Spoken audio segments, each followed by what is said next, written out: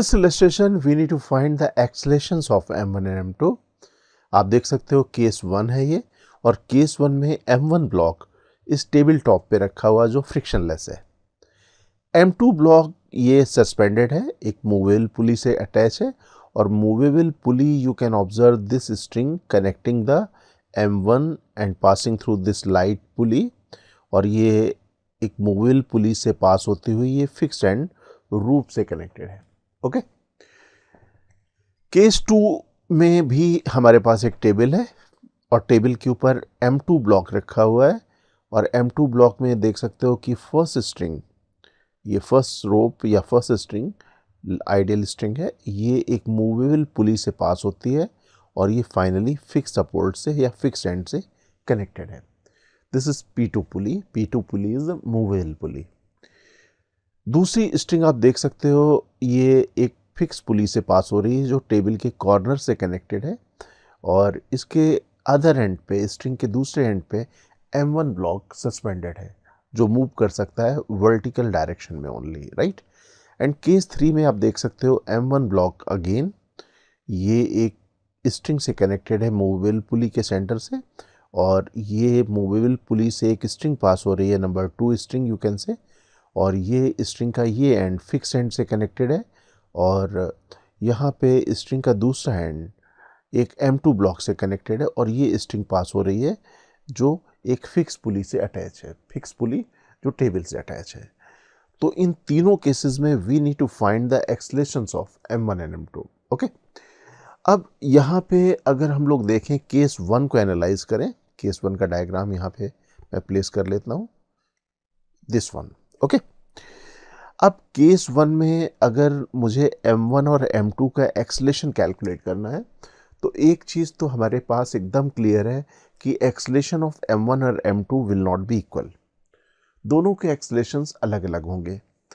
साथ साथ यहाँ पे देख सकते हो कि टेंशन की वैल्यू ये भी अननोन है, एक्सेलरेशंस a1 a2 अननोन है, और टेंशन की वैल्यू भी अननोन है।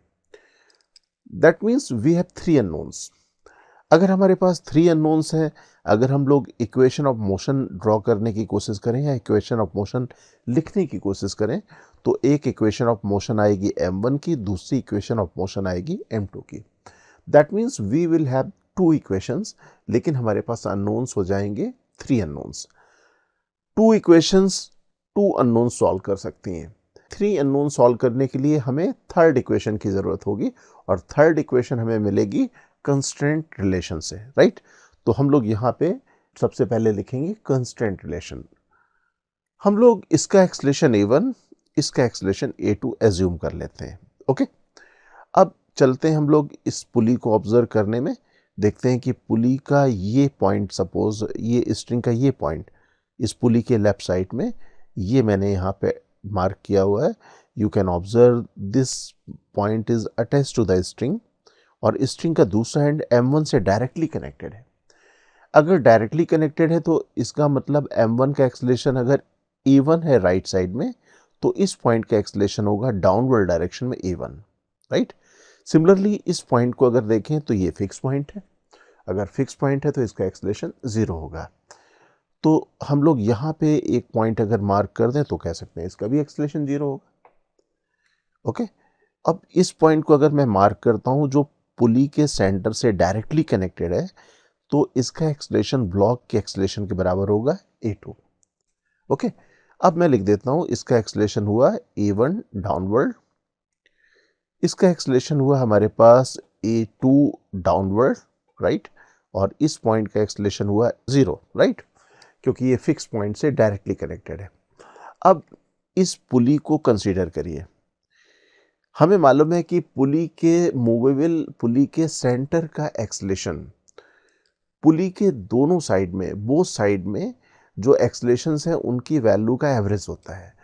तो इस पुली को मैं अलग ड्रॉ कर लेता हूँ, डायग्राम दिस वन, राइट। अब हमें मालूम है कि इस पॉइंट का एक्सेलरेशन हमारे पास है a1 डाउनवर्ड, इस पॉइंट का है 0 और इस पॉइंट का है a2। तो इसको लिख लेता हूँ, इसको भी मार्क कर लेता हूँ, इसे भी, ये मेरे पास है a2, ये है a1, और ये हमारे पास है 0। अब सेम लॉजिक हम लोग यूज़ करेंगे कि सेंटर ऑफ पुली का एक्सेलरेशन पुली के दोनों साइड में एक्सलेशन का एवरेज, तो A2 will be equal to A1 plus 0 divided by 2, और यहाँ से हमारे पास आ जाएगा A1 is equal to 2A2। ये हमारे पास हो गया constant relation. That means third equation मिल गई जो A1 और A2 को रिलेट कर रही है। अब हम लोग यहाँ पे कंस्टेंट रिलेशन लिख लेते हैं जो हमने ड्रॉ किया था first equation. Now let us draw the free body diagram. हम लोग यहाँ पे अब फ्री बॉडी डायग्राम ड्रॉ करने में चलते हैं। इसको देखते हैं। इस पे लगने वाला जो ड्राइविंग फोर्स है वो है टेंशन, राइट साइड में। Tension is the pulling force, pull करेगा राइट साइड में, तो यहाँ पे मैं लिख देता हूँ T, राइट। अब इसको देखते हैं जो हमारे पास सेकेंड ब्लॉक है, या पुली को पहले देख लें।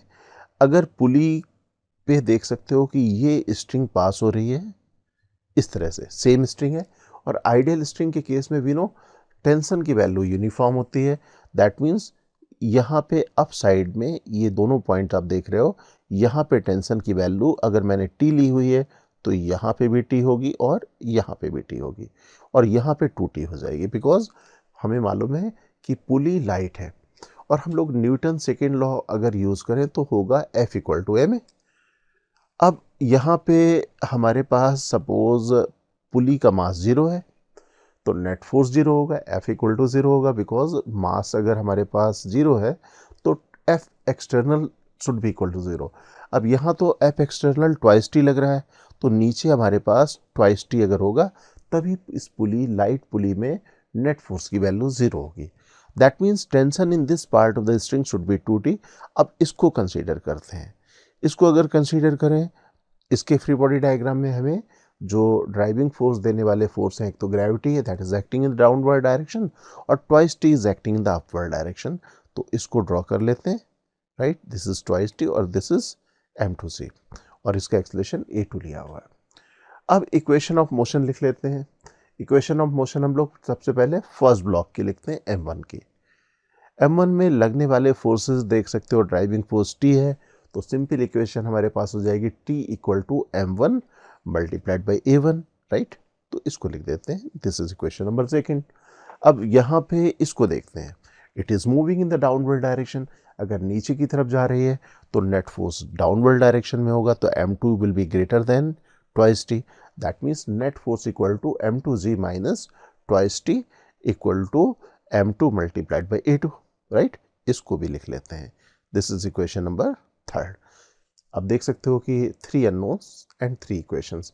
अब सॉल्व करने की बारी है, तो अब इन इक्वेशन को सॉल्व कर लेते हैं। ओके, यहाँ पे आप देख सकते हो हमारे पास ये रिलेशन है A1 इक्वल टू 2A2। अगर मैं यहाँ पे रख दूं A1 की वैल्यू तो हम लोग लिख सकते हैं 2A2, राइट। अब अगर हम लोग एक्सलेशन A2 की वैल्यू कैलकुलेट करना चाह रहे हैं तो इस इक्वेशन को अगर मैं 2 से मल्टीप्लाई करके दोनों को ऐड कर दूं तो twice T will get cancel. चलो दोनों को मैं ऐड करता हूं, मल्टीप्लाई करने के बाद लिख लेता हूं ये वैल्यू यहाँ पे, राइट। अब दोनों को ऐड कर देता हूं, T आ जाएगा m2g minus twice T plus twice T, that is equal to m2A2 plus 4m1A2। Twice T will get cancel, right. अब हमारे पास यहाँ पे आएगी A2 की value, right. A2 is equal to m2g divided by m2 plus 4m1, और अगर मैं यहाँ पे A2 की वैल्यू रखता हूँ तो A1 आ जाएगा। A1 is equal to twice m2g and overall divided by m2 plus 4m1। This is the expression of the first block. अब हम लोग चलते हैं सेकेंड पार्ट को एनालाइज करने में। सेकेंड पार्ट को अगर एनालाइज करते हैं, इस वाले पार्ट को, इसको तो कर लिया, अब इसको देखते हैं। यहाँ पे भी अब हमें कहने की ज़रूरत नहीं है कि पहली इक्वेशन हमारे पास होगी कंस्टेंट इक्वेशन, बिकॉज यहाँ पे भी हमारे पास लॉज ऑफ मोशन की एक इक्वेशन आएगी m2 से, एक आएगी m1 से, और टेंशन यहाँ पे अननोन होगा। That means we have the 3 unknowns, तो हमें 3 इक्वेशन की या 3 इक्वेशंस की ज़रूरत पड़ने वाली है। तो अब हम लोग यहाँ कंस्टेंट इक्वेशन लिख लेते हैं, राइट। दिस कंस्टेंट इक्वेशन के लिए ये रख लिया। हम लोग यहाँ पे एक्सलेशन इसका A1 और इसका एक्सलेशन A2 ले लेते हैं। This is A2 and this is A1। Okay, अब हम लोग कुछ पॉइंट यहाँ पे मार्क करते हैं, जैसे ये पॉइंट फिक्स पॉइंट है, जीरो एक्सलेशन का पॉइंट, तो यहाँ पे भी जीरो एक्सलेशन का पॉइंट आएगा। अगर मैं यहाँ पॉइंट मार्क करता हूँ तो ये A2 आएगा, और अगर मैं यहाँ पॉइंट मार्क करता हूँ तो this point is directly connected with M1, तो उसका एक्सलेशन A1 आएगा। अब मार्क कर लेता हूँ, जीरो जीरो एक्सलेशन के पॉइंट मैंने यहाँ पे मार्क कर दिए, राइट। सिमिलरली हम लोग यहाँ मार्क करें तो ये A2 है, और किस तरफ है, राइट वर्ड डायरेक्शन में, तो राइट वर्ड डायरेक्शन में बना दिया।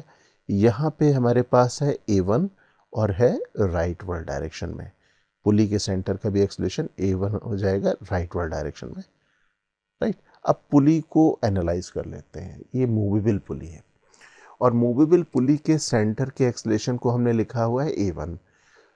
ऊपर वाला जो पॉइंट है, अपर पॉइंट है पुली का, उसका 0, और लोअर पॉइंट का मैंने लिखा हुआ है A2। तो चलो ड्रॉ करते हैं पुली को अलग से, this one, right. Point mark कर लेते हैं, 0, this is right A2 and this is A1। अब पुली के सेंटर का एक्सलेशन, पुली के दोनों साइड के एक्सलेशन का एवरेज है, that means A1 is equal to 0 plus A2 divided by 2। अब क्या आ जाएगा, A2 इक्वल टू 2A1, ये हमारे पास आ गया constant relation. Constant equation means first equation आ गई। अब फर्स्ट इक्वेशन के बाद हम लोग इक्वेशन ऑफ मोशन ड्रॉ करेंगे, और इक्वेशन ऑफ मोशन के लिए we need to draw the free body diagram, और फ्री बॉडी डायग्राम में हम लोग वही फोर्सेस दिखलाएंगे जो हमें ज़रूरत है, जो मोशन के लिए इन्वॉल्व होंगे, हम लोग उन्हीं फोर्सेस को यहाँ पे ड्रॉ करेंगे। तो हम लोग सपोज एक्सलेशन के लिए सबसे पहले इसकी इक्वेशन लिखते हैं, इसको ड्रॉ करते हैं। इसमें लगने वाला ड्राइविंग फोर्स है ये टेंशन फोर्स, इस टेंशन फोर्स को कैपिटल T लिख लेते हैं राइट वर्ड डायरेक्शन में, और इसका एक्सलेशन A2 हमने लिया था, ये लिख लिया मैंने कैपिटल T। ओके, अब हम लोग यहाँ पे इस पुली को एनालाइज करें। पुली में देख सकते हो ये स्ट्रिंग एक स्ट्रिंग है, सेम स्ट्रिंग है, और आइडियल स्ट्रिंग, लाइट स्ट्रिंग के केस में टेंशन की वैल्यू यूनिफॉर्म होती है, तो यहाँ पे भी टेंशन T होगा और यहाँ पे भी टेंशन T होगा, और आप डायरेक्ट कह सकते हो दिस इज ट्वाइस T। तो ड्रॉ कर लेते हैं, this is T and this is T and this is twice T। क्यों होगा ये मालूम है, क्योंकि अगर हम लोग पुली में सेकेंड इक्वेशन ऑफ मोशन लगाए न्यूटन्स लॉ की, तो हमारे पास आएगा F net equal to mass multiplied by acceleration, और pulley is massless, that means net force भी इक्वल टू 0। अगर यहाँ ट्वाइस T है तो यहाँ पे भी ट्वाइस T होना चाहिए। ओके, अब इस स्ट्रिंग के बारे में हमें क्लियरिटी आ गई कि टेंशन की वैल्यू ट्वाइस T होगी। अब ड्रॉ करते हैं इसका free body diagram, right. And this is moving in the downward direction.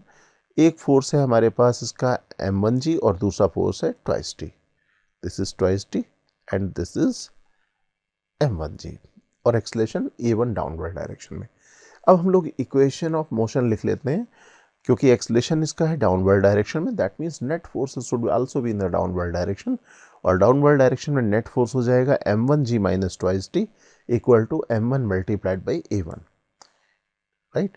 और इसकी इक्वेशन ऑफ मोशन लिख लेते हैं जो आसान है, this is T equal to M2 multiplied by A2, equation number 2। और अब जिसकी मैं बात कर रहा था उसकी लिखते हैं, this is M1G minus twice T equal to M1 multiplied by A1, third equation. अब मैं ये equation number 1, equation number 2, equation number 3, ये तीनों इक्वेशन मैं नेक्स्ट पेज में लिख लेता हूँ। These are the two equation and constant equation is this one. Okay, देख सकते हो यहाँ A2 है, और यहाँ पे A2 का रिलेशन मालूम है 2A1, दैट मीन्स अगर मैं A2 की वैल्यू यहाँ रख देता हूँ तो ये रिलेशन भी हमारे पास A1 के टर्म में हो जाएगा, और ये थर्ड इक्वेशन आप देख सकते हो A1 के टर्म में रख दिया मैंने। अब मैं अगर सॉल्व करना चाह रहा हूँ A1 की वैल्यू को, तो मैं अगर इसे 2 से मल्टीप्लाई करके ऐड कर दूँ तो मेरा ट्वाइस T टर्म कैंसिल हो जाएगा। चलो मल्टीप्लाई करते हैं इसे, राइट। इसको मल्टीप्लाई करने के बाद लिख लेते हैं यहाँ पे, this is twice T minus 4 M2 A1। अब ऐड कर देते हैं इक्वेशन नंबर 3 और 4, राइट। अगर ऐड करेंगे तो हमारे पास ये आएगा, ट्वाइस T और ट्वाइस T कैंसिल हो जाएगा, A1 यहाँ पे कॉमन ले लेंगे, इससे हमें A1 की वैल्यू आ जाएगी, right, M1G divided by M1 plus 4 M2। And अगर मैं A1 की वैल्यू यहाँ रखता हूँ तो A2 की वैल्यू मुझे मिलेगी 2M1G divided by M1 plus 2M2। This is the acceleration of the second. अब चलते हैं हम लोग थर्ड पार्ट में। सेकेंड पार्ट तक कर लिया, अब थर्ड पार्ट के लिए मैं इस डायग्राम को एनालाइज करूंगा। ये दोनों हो गए, हटा देता हूँ। यहाँ पे भी अब कहने की ज़रूरत नहीं है, constant equation is the first requirement. तो कंस्टेंट इक्वेशन हम लोग यहाँ पे लिख लें, ओके, केस थर्ड के लिए कंस्टेंट इक्वेशन। यहाँ पे भी कुछ पॉइंट्स हमें मार्क करने होंगे जो इंपॉर्टेंट पॉइंट्स हैं। जैसे हमारे पास ये पॉइंट, इसका एक्सलेशन सपोज मैं ले लेता हूँ A1, इसका एक्सलेशन A2 ले लेता हूँ। तो अब क्लियर है कि स्ट्रिंग में सिचुएटेड हर पॉइंट का एक्सलेशन होगा A1 राइटवर्ड, राइट। तो पुली के सेंटर का भी एक्सलेशन होगा A1 राइटवर्ड। सिमिलरली ये तो पॉइंट फिक्स है, आप देख सकते हो ये वाले स्ट्रिंग का दूसरा एंड मैंने एक फिक्स पुली से कनेक्ट किया हुआ है और ये दूसरी एंड फिक्स पुली से पास होती हुई M2 से कनेक्टेड है, which is moving in the downward direction having the acceleration A2। तो इस स्ट्रिंग के हर पार्ट का एक्सलेशन A2 डाउनवर्ड होगा। अब स्ट्रिंग का ये पार्ट आता है तो इसका एक्सलेशन A2 राइटवर्ड होगा। तो यहाँ पे हम लोग इसका 0 और इसका A2 राइटवर्ड लिख लें। अब हम लोग इस पुली को, मूवेबल पुली को एनालाइज करें, इस पुली को, राइट, A2 लिख लिया, इसको एनालाइज करें। अब मालूम है पुली के सेंटर का A1 और दोनों साइड के एक्सलेशंस भी मालूम है, इसको मैं अलग से प्लॉट कर लेता हूँ, right. This is A1, right, और ये हमारे पास है A2 और ये 0, दिस इज A2। अब average A1 equal to average of A2 plus 0, that means A2 equal to 2A1। ये फर्स्ट इक्वेशन आ गई। First equation is the constant equation. ये बहुत ज़रूरी होती है जहाँ पे हमारे पास number of the equations suppose कम हो और अननोन वेरिएबल्स ज़्यादा हों। अब हम लोग इक्वेशन ऑफ मोशन लिखने की कोशिश करते हैं M1 और M2 की। उसके लिए फ्री बॉडी डायग्राम बनाएंगे। सबसे पहले हम लोग फ्री बॉडी डायग्राम M2 का बना लेते हैं क्योंकि इसका मोशन एनालाइज करना आसान है। इसे मालूम है इसका वेट नीचे एक्ट करेगा और tension force will act in the upward direction और A2 is the acceleration in the downward direction. Tension force T ले लिया है, एक्सलेशन हमारे पास है A2। अब देख सकते हो कि ये स्ट्रिंग यहाँ से यहाँ तक, ये पूरी स्ट्रिंग में टेंशन T है, तो हमारे पास टेंशन की वैल्यू ट्वाइस T होगी। अलग से ड्रॉ कर लेते हैं। अब इसको एक्सप्लेन करने की बिल्कुल भी ज़रूरत नहीं है कि इस तरफ टेंशन की वैल्यू ट्वाइस T होगी। This is twice T, okay. अब यहाँ पे भी ट्वाइस T लगेगा जो इसको पुल करेगा, दिस इज ट्वाइस T। अब हम लोग इक्वेशन ऑफ मोशन लिख लें। सबसे पहले इसकी twice T equal to M1 A1, this equation number 2। अब इसकी इक्वेशन लिखते हैं, ये डाउनवर्ड है तो M2G minus twice T equal to M2 multiplied by A2, this the third equation, right. अब यहाँ पे हमारे पास फर्स्ट इक्वेशन है कंस्टेंट, सेकेंड और थर्ड इक्वेशन आ गई। हम तीनों इक्वेशन को एक साथ लिख लेते हैं। कंस्टेंट ये आया था, ये सेकेंड और ये थर्ड। A1 की वैल्यू हमें मालूम है A2 के टर्म में। अगर हम लोग A2 की वैल्यू रख दें 2A1 तो आप देख सकते हो कि ये दोनों इक्वेशन A1 के टर्म में हो जाएंगे। और अगर हम लोग 2 से मल्टीप्लाई कर दें तो 2T हो जाएगा और इसको ऐड करेंगे तो 2T कैंसिल हो जाएगा। तो हम लोग यहाँ पे 2 से मल्टीप्लाई करने के बाद यहाँ A2 की वैल्यू रख देंगे हम लोग 2A1, ओके। ये लिख लेते हैं अलग equation. Let us right this equation like this. अब ऐड कर देते हैं। ऐड करने के बाद अब देख सकते हो हमारे पास ट्वाइस T और plus 2M2G plus twice T equal to M1 A1 plus 4M2 A1, ऐसी इक्वेशन आएगी। ट्वाइस T तो कैंसिल कर देंगे। अब A1 हम लोग कॉमन ले लेंगे। A1 की वैल्यू आ जाएगी 2M2G divided by M1 plus 4M2। और अगर मैं A1 की वैल्यू यहाँ सब्स्टिट्यूट करता हूँ, we will have the value of A2। तो ये हमारे पास आ गए acceleration of block M1 and M2।